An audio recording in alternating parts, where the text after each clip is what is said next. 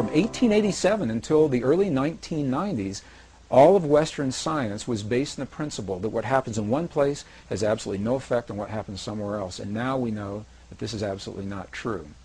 So I'd like to share with you 3 experiments that are absolutely shaking the foundation of Western physics. The first was conducted by a Russian physicist, Vladimir Poponin, in the early 1990s. He came to the United States to finish this series of experiments. And what Poponin did was he wanted to investigate the relationship between human DNA and the stuff our world is made out of, little packets of energy that we call photons, little particles of light, if you want to think of them that way. So the experiment consisted of taking a tube, a glass tube, drawing all the air out of this tube, creating what today we call a vacuum, implying that there's nothing left in this tube. However, we know that there's still something left, these little particles of light. So Poponin measured the particles to see how they were distributed. Did they fly all over the place inside the tube, or were they all accumulated at the bottom, or what happened with them? And the results of this part of the experiment were not surprising, because the little particles of light, the photons, were completely random, and this is what they expected. The next part of the experiment is where this gets really, really interesting, because they placed some human DNA into this tube. And the human DNA, when they remeasured the photons, the human DNA had caused the photons to form an alignment. The DNA was having a direct effect on the stuff our world is made of. Now, this is precisely what ancient spiritual traditions have always said. That something within us has an effect in the world around us. The second experiment is a fascinating experiment. It's a military experiment. And what they did, in essence, was they took some human DNA, some scrapings from the tissue of inside the mouth of a donor or a volunteer, and they placed this DNA in a device that could measure its effects in one room of a building, while the donor that the DNA came from is in another room in the same building. And what they did was they subjected the volunteer to what they called emotional stimulation that would elicit genuine responses of emotion, of joy or sadness or fear or anger or rage in one part of the building. And they were measuring the DNA to see if the DNA would affect to the donor's emotions. Now, why would it? In Western physics today, there's absolutely nothing that suggests that that DNA is still linked to the donor on the one hand. And on the other hand, as they conducted these experiments, what they found was just the opposite. What they found was that when the donor was having his emotional peaks and valleys in one room, the DNA was having its emotional peaks and valleys in another room at exactly the same time. So the third experiment was conducted again in the early 1990s by the Institute of Heart Math, a pioneering research organization based in Northern California, that are exploring the human heart is much more than simply as a pump that moves blood through our bodies. And although our hearts do precisely that, it may be the least of what our hearts do. They're discovering that our hearts are the strongest magnetic field in our bodies, and the electromagnetic field that is produced by our hearts has an effect that extends well beyond our bodies. So they designed an experiment to test precisely this theory.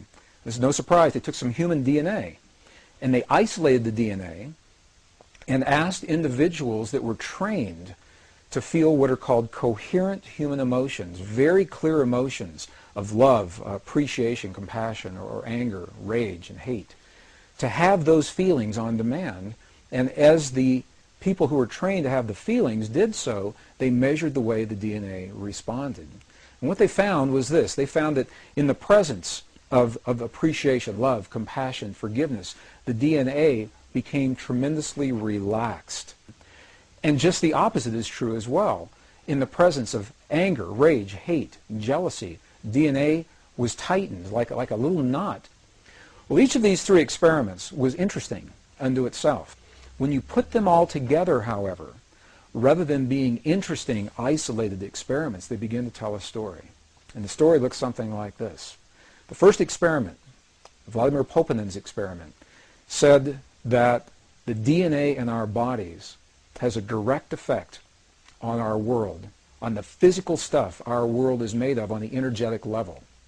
The last experiment shows that human emotion has the ability to change the DNA that's having an effect on the world around us. And the middle experiment, the one that was conducted by the United States Army, shows that whether we're in the same building or 400 miles apart, the effect is the same. We're not bound by space and time. And as a matter of fact, the results of the experiments are saying precisely this, that you and I have a power within our bodies that is not bound by the laws of physics the way we understand them today. Ancient traditions not only recognized this relationship, they invite us one step further, and they left precise instructions in terms of how we apply this in our lives. In the late 1980s, I was an engineer working in the defense and aerospace corporations.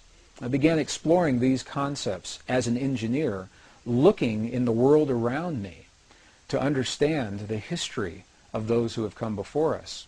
And it is that thinking that led me into the journeys of some of the most amazing places in the world, from the temples in Egypt, the Andes Mountains in Bolivia and Peru, into India and Nepal, the highlands of central China and Tibet, all through the American desert Southwest, searching for information and clues that would help us to understand how we relate to the world and how we can use this power of feeling, this power that speaks the language, the world around us. And this is precisely what the abbot in Tibet was describing to us. He was describing a mode of prayer that's based in feeling. And he said we must feel the feeling as if the prayer has already been answered. And in that feeling, we are speaking to the forces of creation, allowing the world to respond to us, allowing this field, the quantum hologram, the mind of God, to respond to us with what it is that we are feeling within our hearts.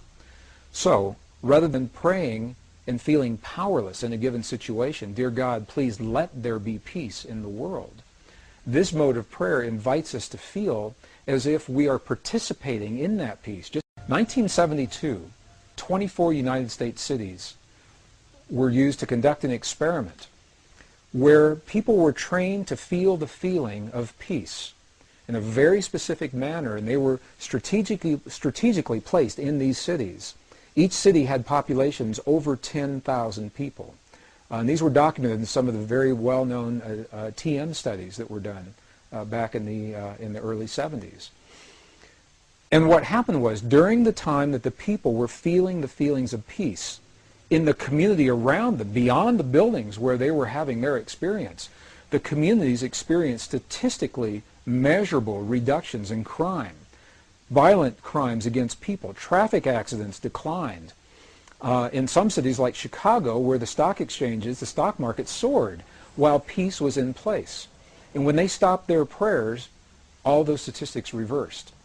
And they did this time and time again. And it is so precise that we now know, the statisticians were able to determine precisely the number of people that are required to kickstart, to jumpstart this kind of an effect. So I'll share the formula, and then I'll describe what that formula means. The effect is first noticed when a certain number of people are participating. And that number, the minimum number, is the square root of 1% of a given population. So what does that mean? If you have a city of 1 million people, for example, you take 1% of 1 million on your little calculator, and then you take the square root of whatever that 1% was, and that number tells you how many people are necessary, the threshold number, to begin the effect. Obviously, the more people that participate, the greater the effect. For a city of 1 million people, that number is only about 100. In a world of 6 billion people, the square root of 1% of the given population is only about 8,000 people. I had the opportunity during that time to see some video footage of the healing of a 3-inch diameter bladder cancer inside the body of a woman who, by Western medical standards, had been diagnosed inoperable. She had gone, as a last resort, to a medicineless hospital in Beijing, China. So in the video documentation, the film shows a woman lying on in a hospital room. She's fully awake, she's fully conscious, she believes in the process that's about to happen. Before her, there is an ultrasound technician who is running an ultrasound wand over her lower abdomen that we can see on a split-screen television. And on the left-hand side of the screen, they do a snapshot, a freeze frame of an instant in time for reference so we can see what her condition looked like in that instant in time. On the right-hand side of the screen, we are able to watch real time as 3 practitioners stand behind her, working with the energy in her body and with the feelings in their bodies. And what they do is they begin to chant a word that to them they've agreed upon, that reinforces the feeling within them that she's already healed. The chant essentially says already healed, already done. And as they begin to have this feeling and to say these words among themselves, on the computer screen, on the television screen, we can watch in real time this cancerous tumor as it disappears in less than 3 minutes real time. It's not like time-lapse on a documentary where you see a rose unfold in 30 seconds in something that normally takes days. This literally happens in less than 3 minutes. Her body responded to the feelings of the practitioners who were trained to have the kinds of feelings that they were having. And all they were feeling was the feeling of what it feels like to be in the presence of a woman who is already healed, fully enabled, fully capacitated. They were not seeing her as a woman who was sick, and they weren't saying, bad cancer, you've got to go away. I had the opportunity to speak to the gentleman, Luke Chin, that actually created this film. And I asked him a question. I said, what if those 3 practitioners weren't there? I said, could this woman have done this? Could any of us do this on our own? And he smiled at me when I asked him the question. He said, Gregg, in all probability, she probably could have done it alone.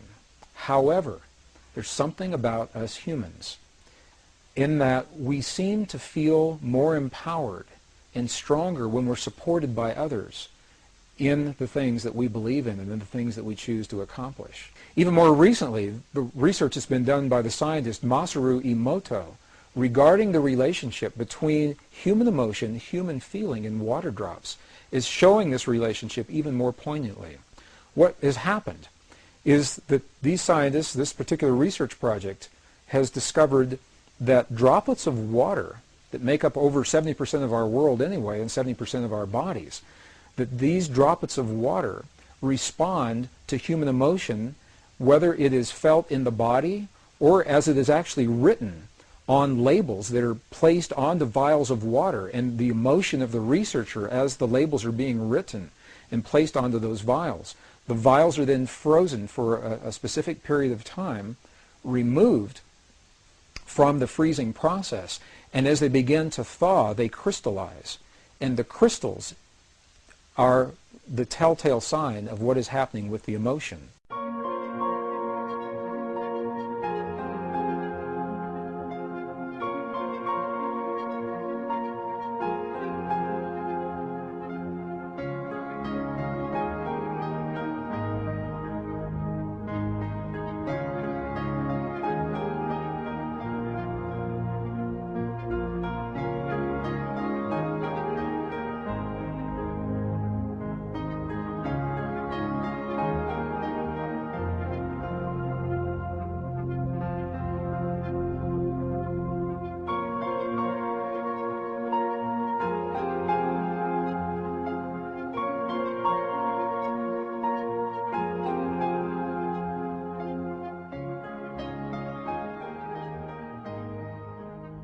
And it's a beautiful, beautiful, very poignant example of how each of us has an opportunity to participate, not to control and manipulate, but rather participate in the events of our world, the events of our lives, our families, our communities, and our bodies through the field that links all in creation.